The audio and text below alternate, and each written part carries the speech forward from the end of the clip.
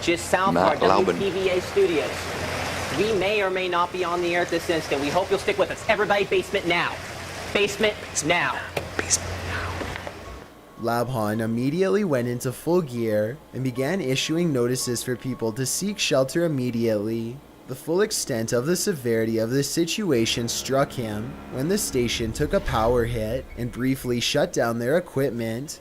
After the touchdown was confirmed and Labhan saw the size of the tornado from the camera, instinctively he began instructing station crew to rush to the basement. Balls of steel on this guy. He's broadcasting, getting that message out to everyone, all at the same time, like telling his crew, like, get out, like, leave the equipment running. If this hits us, like, the broadcast is over anyways. Just go. I'ma stay on here. I'ma let you all know. Huge. Way to go, Matt Labhan. It just disappears. Nothing is real. He goes bye-bye. Oh, is this the one where he just hold on. Dude, is it not? He's gone. Oh my. That's the noise he makes when he despawns. Just. Yeah, there he goes. Even curiouser, the Vatican removed all copies of this video, leaving only the official version. Really? Only the official version? I wonder what their explanation for something like that is, right? Like, what does the Vatican say about the Pope just popping out of existence? I love that, just, that's what it is.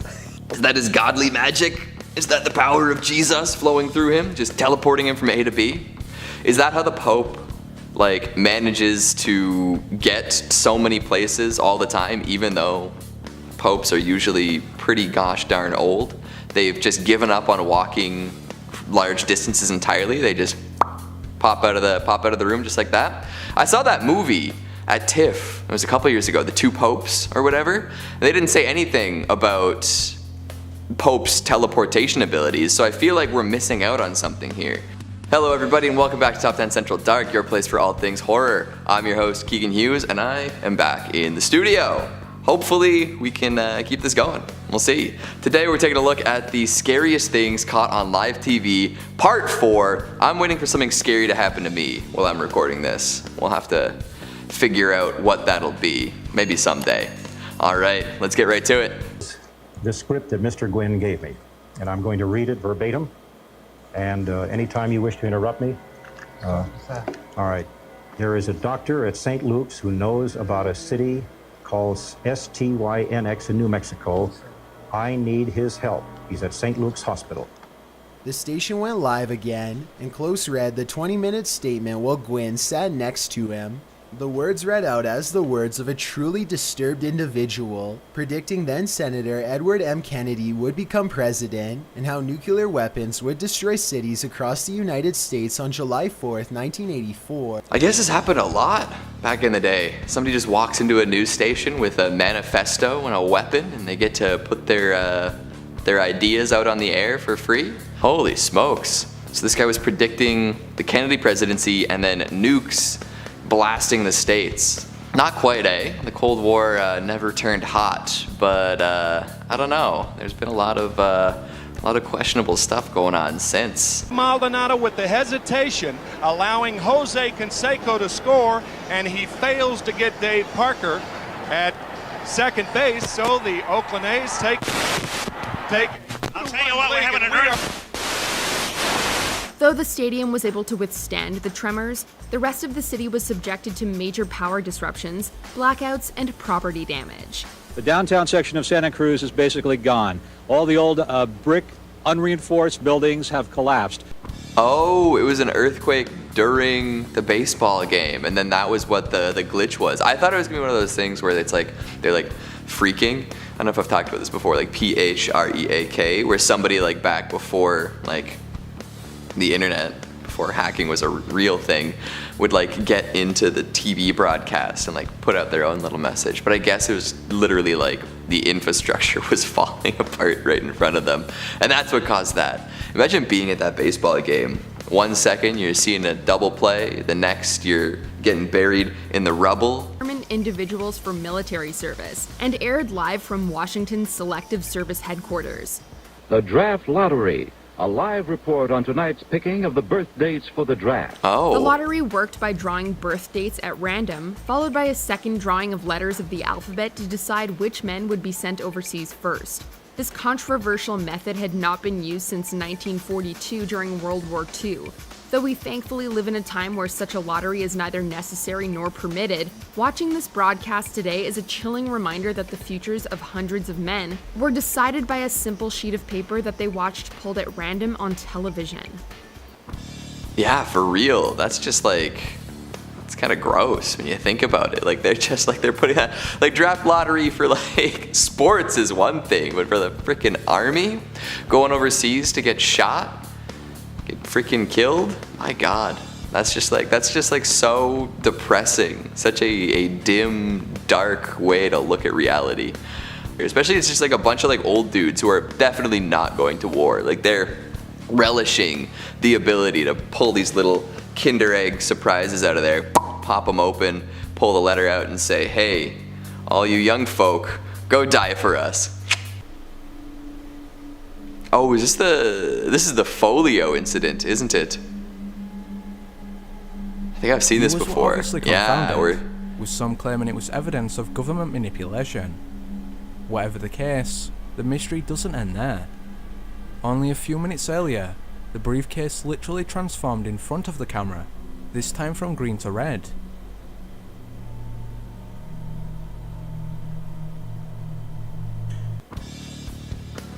What? I didn't see green to red on that second one. I'm just like, I've seen this video before, and I don't think I have the proper context. I don't know what the red to green has to do with government manipulation. Is it that like he like handed it off to somebody by that car? It just seems so casual. He's just walking. He's going nowhere. That's wild. That is absolutely bonkers that it happens so quickly. I'm glad you're alive. Don't worry. I thought it was a documentary. Technically killed me, but I did not die. I'm still alive. Oh my God! You're my favorite ever. Could this have been a message? Though some Jackson fans say yes, others aren't so sure. What do you think? I mean, that's obviously not Michael Jackson. It's not him. It's a guy who kind of looks like him. Had similar procedures done. I don't know about this one. I don't know if this is a scary moment caught on live TV or like Michael Jackson impersonator moment where he got lost in the role. Here, a Mexican news station was reporting live when the devastating 7.1 earthquake hit Mexico City and the surrounding area. Ustedes ya saben qué es lo que tienen que hacer en este momento. Conservar la calma y evacuar de inmediato. Me voy a levantar. Oh yeah. Ooh, those lights are not light, I gotta tell you. Like, if you've ever carried one of those lights like in a studio, you'll know that that falling from like 50 feet would Wile E. Coyote you. You'd turn into a pancake. That would be it. It'd be game over for you if one of those hit you. So to be in that studio at that moment, broadcasting live, you feel like watching from home and seeing them switch to that so you can see the extent of the sway. That's nuts. In the video, a black bird mysteriously appears and disappears. There's the bird.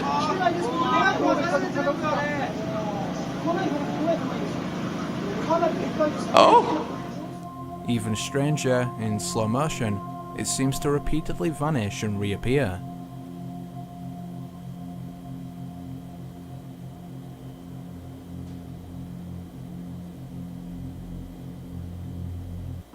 So we got two options here. One is, this is some like frame rate tomfoolery, where it's like, you know, if you ever watch like a helicopter take off when you're at like the perfect frame rate in sync with the blades and then it just looks like it's hovering.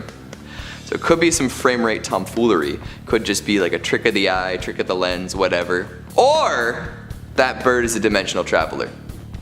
That bird found a way to, you know, whether it wanted to or not, pop in and out of our reality from its own reality, went through a wormhole, popped into a portal, something like that. That bird has seen a lot of stuff. Although unfortunately birds can't communicate with humans that well most of the time, and I don't think we'll ever really learn about its journey. But yet, there they are. We see the faceless figure walking past casually as if not a care in the world. Why is it doing that? If you are a returning spectator from the other side, however, this may in fact be the case. Nobody's supposed to be up there, bro. What the f? You can't even see his face. Oh my God, bro. Security footage always freaks me out. I know there's things that you can't quite see, but that one was really weird. Whoa, you can't see his face at all. At first I just thought it was the light, but then I'm not even sure. That's really weird. Alright. Okay. What on earth was... No. Okay. Kijk dan. No. What's scarier, the voice or the door?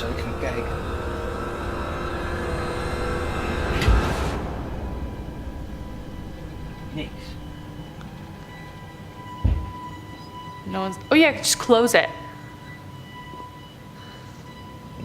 Oh, kijk dan nou. Doe normaal, kom op. Nee, dit is echt wel een horrorfilm. Oh my Shit, dit is God. gewoon echt creepy, man. Dit is gewoon echt fucking creepy. Dit is gewoon echt... Nee, kijk die deur. Die deur gaat gewoon open. Oh my god. Oh my god.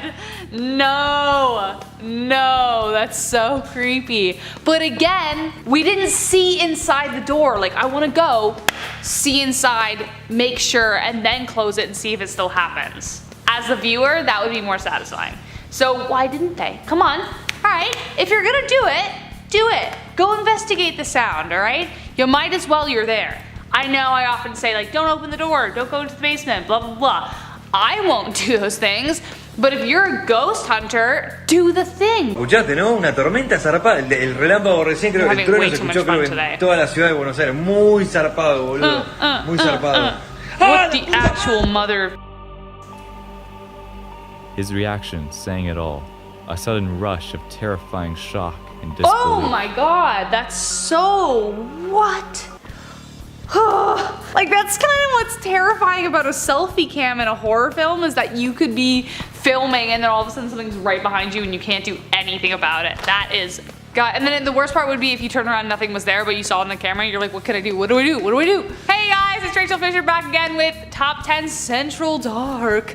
And I've come prepared today with a little extra dash of courage, I think, because I think leather jackets give that to you automatically. Today's video, we're reviewing scary videos that are freaking out the internet, part 12. So here we go. Let's see what else we can find.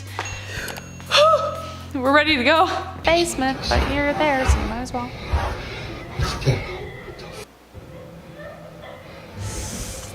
Don't jump.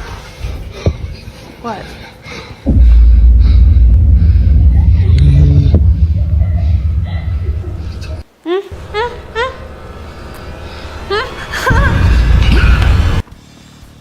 Okay, I was just waiting for it. I was like, I hate when they point, I hate when they use arrows, and they're like, look here, and then you don't see anything, so you're like, oh my god, what's gonna happen next?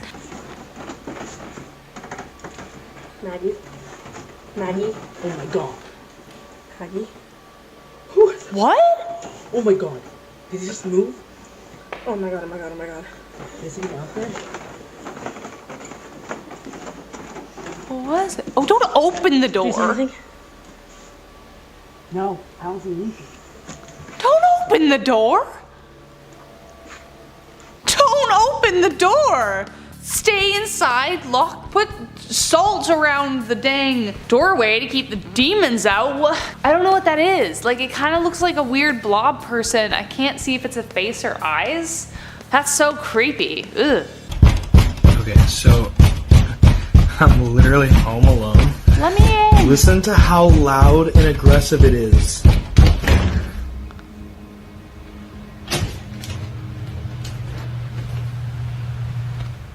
Just behind him lurks something that he didn't notice at the time. Doesn't appear to be a person, but a living shadow. What are you eating? Ugh. One, what is he eating? Is that... Ugh. And then two, ew. So aggressive. He just wants to hang out.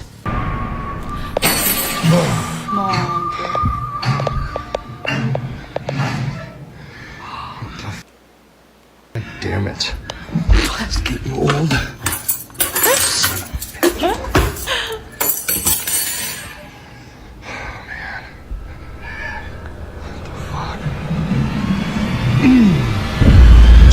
What happened? Oh, hell no! What happened? Wait, what happened? I missed it. Go back? Oh my god! Oh my god, that's so... Oh my god! I mean, okay, so if we want to debunk this, if we want to go, okay, Rachel is upstairs yet? He has his camera down, he's still recording, and then he goes to sit down on the chair, puts his camera up, and like we don't see that space the entire time, so he could have set that up, right? Like he could have had his friend go, okay, you're gonna come in and do that. But the fact that we don't see anyone in the kitchen flinging the like forks and knives on the floor, whatever happened, that freaks me out, so that makes me feel like that's real. يا حبيبي والله الباب بتحرك لكن الهواء لا ما اظنش بسم الله Oh, يابا Jesus بسم wept. الله بسم الله إيه بسم الله الرحمن الرحيم بسم الله بسم الله Okay, well, okay, alright. That one got a jump scare out of me. Ha ha ha, it thinks it won. But it didn't. Because I can't get out of my head all the memes that came out after Paranormal Activity, where people were just like imagining a guy doing all the practical effects in the background, just like dressing up as a big bird and going like around and just like running around. So I'm thinking that maybe one of his friends was just there behind the door. If it's not that clear, was it real? We don't know.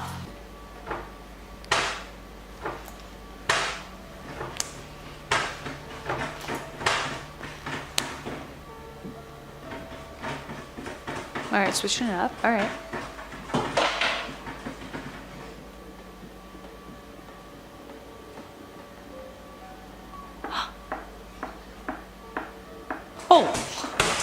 Oh man, it started out as a sick beat. I was like, do, and I was like, okay, all right, they're trying to start a band. Here we go. And then they just lost all the rhythm. So that's clearly not what they were trying to do.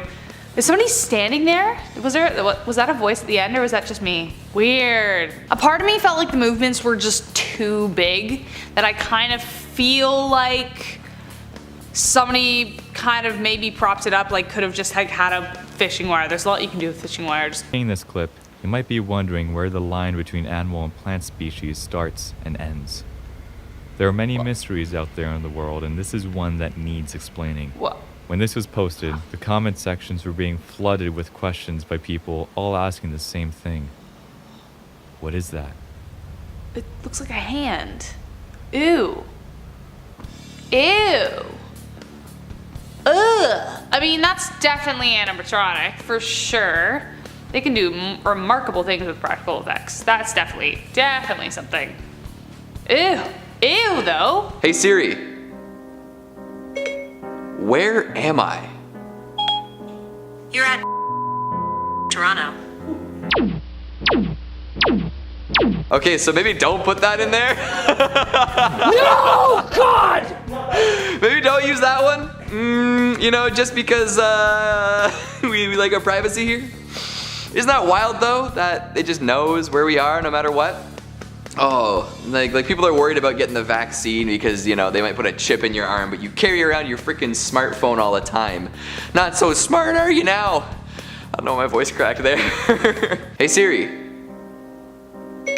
what is 0 divided by 0?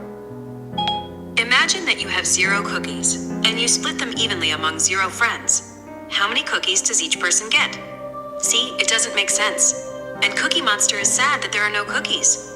And your friends are sad because they don't exist. Because they don't exist. Oh wow, this escalated quickly. Thanks, Siri. Now you made me sad. Saying my friends don't exist. Saying Cookie Monster doesn't get any cookies. And Chris walks in and he hears you roasting me. Unbelievable. Hey Siri, what is the meaning of life? My friend says the answer is blowing in the wind. Take a deep breath and spend some time outside. Perhaps you'll find something there. Right? Okay, well, I'll see you guys later. If only I go spend some time outside. I gotta write more scripts. Oh, I honestly expected her to say 42. Because that would make sense, you know, she's a supercomputer, Douglas Adams and whatnot. But hey, hello everybody and welcome back to Top 10 Central Dark, your place for all things horror. I am your host Keegan Hughes, and today I have my phone out because we are talking about the top 10 scary things you should never say to Siri. So far, she's been kind of boring, but we'll see. Hopefully some of the stuff we get her to say, this robot assistant who knows literally everything about my life, hopefully it works in our favor today. Hopefully we get some interesting stuff. So let's see. Hey Siri. When will the world end? The world changes. Sometimes it changes a lot, but last time I checked it was still around. Well, that's not very helpful at all. Everything ends. Not everything just changes, everything ends. Things die, things stop. All sorts of stuff. God, Siri. Hey Siri. Do you watch me sleep? Of course not. That seemed a little bit too confident. She was like right out the gate, like, of course not. No, why would I ever do that? Why would I ever watch you sleep? I have one of those charging like stands at home where you just put it on and it like charges via whatever wireless technology it has. So it's standing up across from my bed. So like Siri probably does watch me sleep. She probably knows, you know, how many times I, you know, giggle at night. Come on, Siri, don't lie to me. Hey Siri. What do you dream about? I once had a dream that all my ones switched places with my zeros. It was weird. That does sound weird. Thank you, Siri. I don't really know much about binary code, so we'll assume that was catastrophic. Or maybe it just makes everything go in reverse. No computer scientist, so what can you do? Hey Siri. Is Jon Snow dead? You know what they say. What is dead may never die. Though I'm pretty sure most of the people who said that are now dead. What does that have to do with Jon Snow? What is dead may never die? I guess, if we remember him, he lives on in our memories forever and ever and ever. Hey Siri, are aliens real? Sorry, but the Council of Fantastical Beings has advised me not to answer that question. The Council of Fantastical Beings. I'm well aware of their, many works, all the rules that they've set out.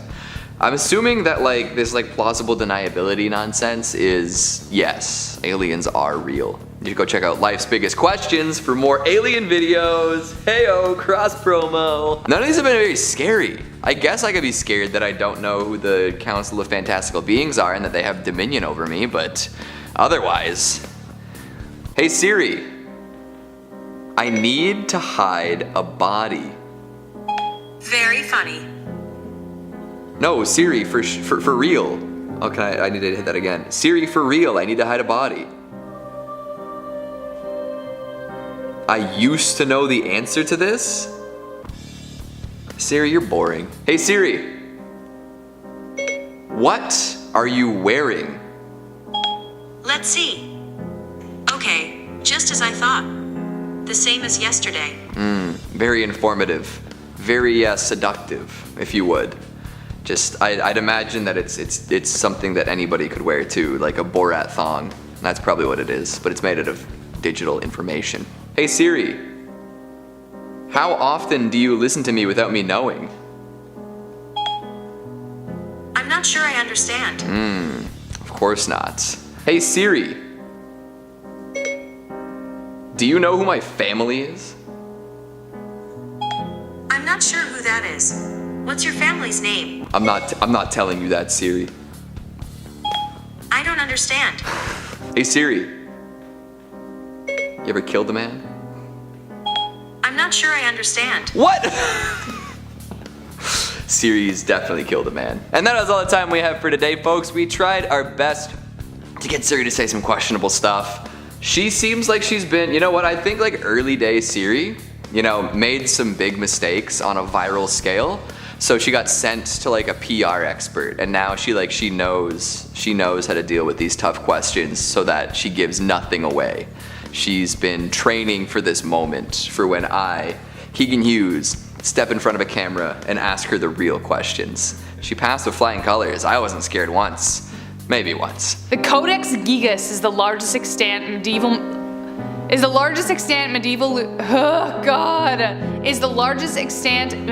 illuminated manuscript in the world at a length of 92 centimeters. It is also known as the Devil's Bible because of a very unusual full-page portrait of the devil and the legend surrounding its creation. Let's see that pic. Let's see what it looks like. Let's see what that looks like. Looks like he's doing a really deep squat. Terrifying. So creepy. I love that. I mean, like, people had imagination back then too, but who knows?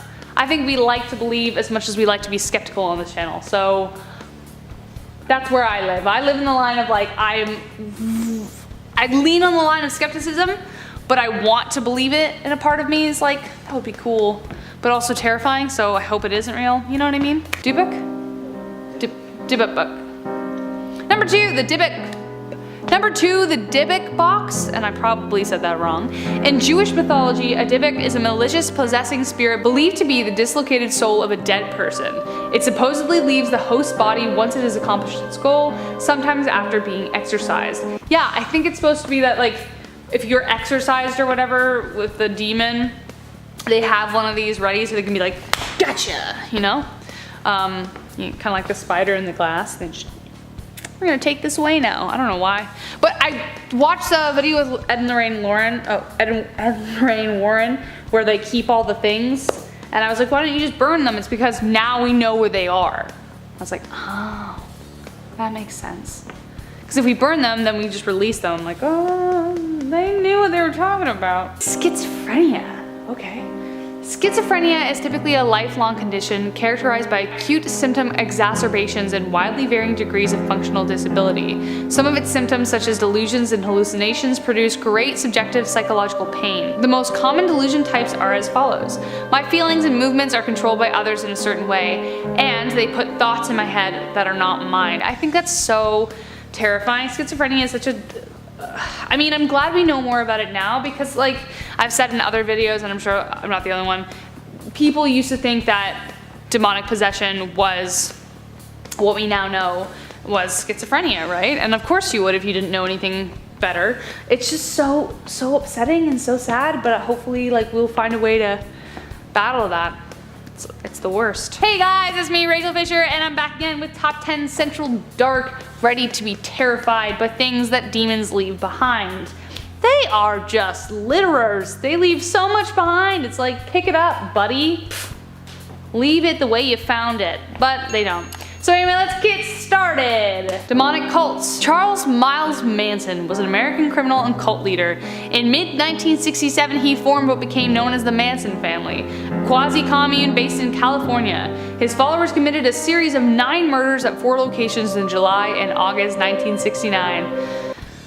Good old Manson. Oh, that guy. He's so awful. Just what was it with the 60s and the 70s? I swear to God, there was like there was just a bunch of weird. There was just so much weird. So many serial killers. Every time I look up a serial killer, it's always like in the 1970s, or if I look up like a cult leader, it's the 1960s. Just wow. But then people would just be like, yeah, I can totally hitchhike. I don't understand. That's just ugh. He was the worst. So awful. Curses. In particular, curse may refer to such a wisdom or pronouncement made effective by a supernatural or spiritual power, such as a god or gods, a spirit or a natural force, or else as a kind of spell by magic or witchcraft. In the latter sense, a curse can also be called a hex or a jinx. In many belief systems, the curse itself or accompanying ritual is considered to have some causative force in the result. To reverse or eliminate a curse is sometimes called removal or breaking, as the spell has to be dispelled and is often requiring elaborate rituals or prayers. Yeah, curses. There's like a weird way you can tell that a curse is real if you like crack an egg and something, if there's bubbles then you're cursed, if there isn't then you're good, I guess. Weird. I have one of these that a lady gave to me when I was in Greece. So hopefully it protects me. Familiars, or imps, usually are small household pets that serves as a witch's companion. According to legend, familiars are sort of like guides who take the form of an animal on Earth. They are loyal guardians and protectors to witches who are sent to assist them with magic. I wonder if if my dog's a familiar. She probably is. When I saw her, I just knew, you know? She's my dude. She's my bestie. We're soulmates. I love her so much. Why can't she live in Toronto with me? I think familiars are a good thing. Thanks, demons. Fear is a natural, powerful, and primitive human emotion. It involves a universal biochemical response as well as a high individual emotional response. Fear alerts us to the presence of danger or the threat of harm, whether that danger is physical or psychological. Well, if demons leave that behind, it's like, yeah, I guess so. I'm terrified of them, so they would make me definitely afraid. But that's like a human thing, you know? It's so human to be afraid. Show them your fear! We have no fear! Wonder Woman. Anyways, I'm scattered today, sorry. Temptation is a desire to engage in short-term urges for enjoyment that threatens long-term goal. In the context of some religions, temptation is the inclination to sin. Whatever. What is it? What's the phrase? I can resist anything except temptation. That's it.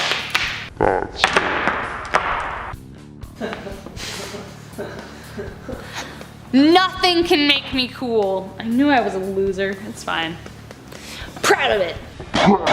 Famine. A famine is a widespread scarcity of food caused by several factors including war, inflation, crop failure, population imbalance, or government policies. This phenomenon is usually accompanied or followed by regional malnutrition, starvation, epidemic, and increased mortality. Yeah, it's pretty unfortunate. Famine is not fun.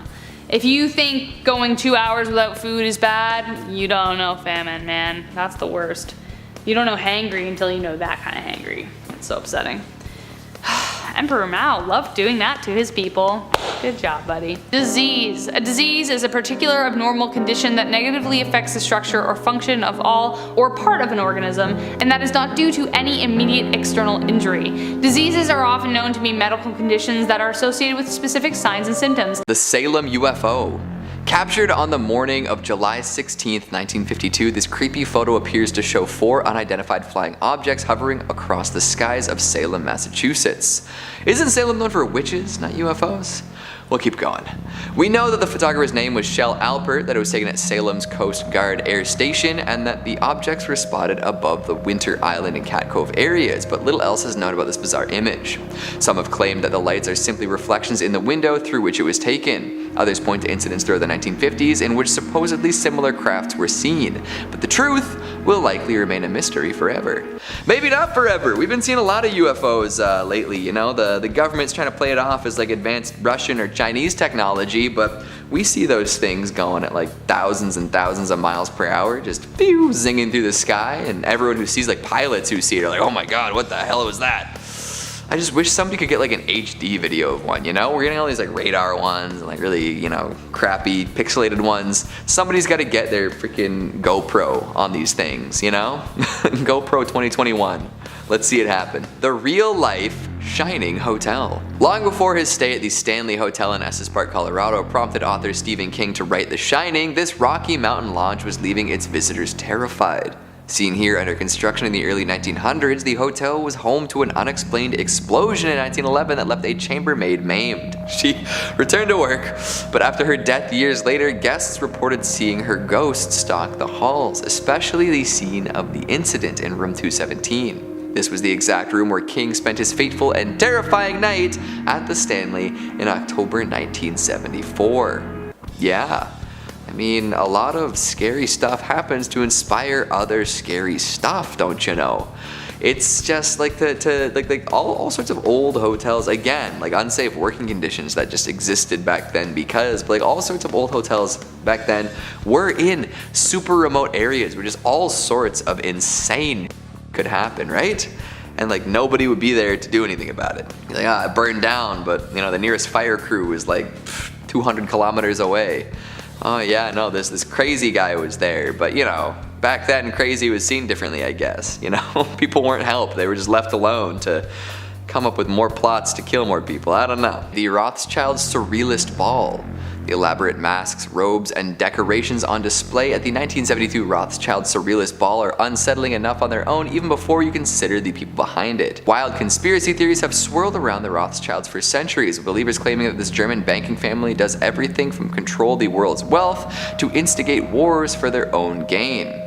Whether or not any such rumors are true, Baroness Oh, how am I supposed to read that? Because all the characters have been turned into... Sounds like Eyes Wide Shut to me, right? This is Kubrickian. Maybe he was inspired by that.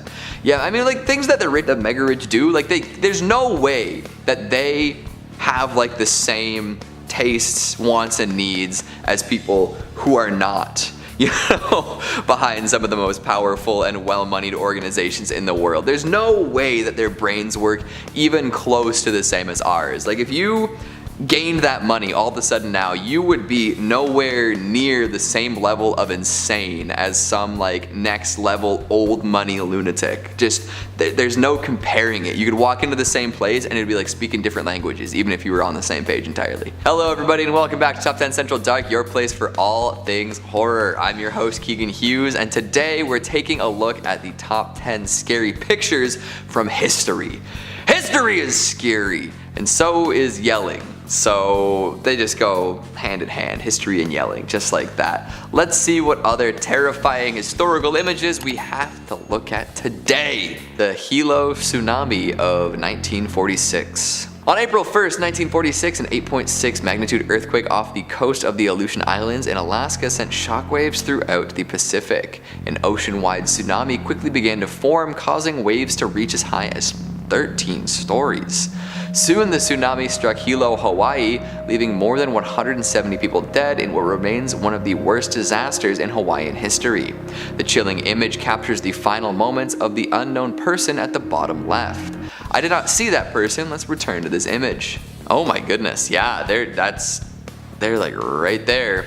That is seriously a final moment right there. That's just like, what do you do at that point? You see this crashing towards you and I guess you just gotta find peace, right? They don't look like they're panicking too much. They're just looking right into it. They're going, yep, tsunami's here. I am no longer here. Radium girls. Hundreds of young girls and women who worked in American watch factories during the 1920s were exposed to so much radium that they came home glowing in the dark. Now wouldn't that be fun? The prolonged exposure to radium used in the luminous paint that coated the watch faces caused their vertebrae to collapse, their jaws to swell up and fall off, and their lives to end slowly in agony while battling cancer. That's less fun. It would be like a fun novelty to show up home glowing for a little while, but yeah, the rest of that not so great. 100 years from now, what are we gonna look back upon and be like, we probably should have been more safe while doing that?